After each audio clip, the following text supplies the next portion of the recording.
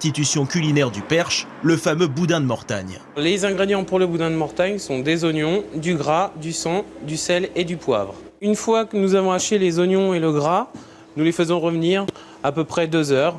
Ajoutez ensuite le sang du cochon, bien sûr, le savoir-faire d'un bon artisan percheron, une demi-heure dans l'eau brûlante et quelques secrets de fabrication. Il y a un petit peu de crème fraîche dans le boudin de Mortagne. Et puis ensuite, on le refroidit après cuisson. Voilà, chose que dans d'autres régions, je ne pense qu'on ne fait pas.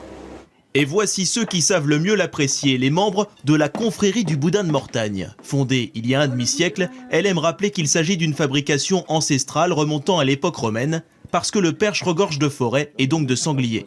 Le boudin, il le déguste chaud ou froid et sous toutes ses formes. On peut le manger en apéritif, avec des feuilletages, avec une bonne purée tout simplement, des pommes flambées au calvados, tant qu'à faire. Donc c'était excellent. Je dis toujours qu'il est plein de fer, donc il devra être, ma chère Roselyne, remboursé par la sécurité sociale. Un petit verre de cidre brut et les arômes se révèlent totalement.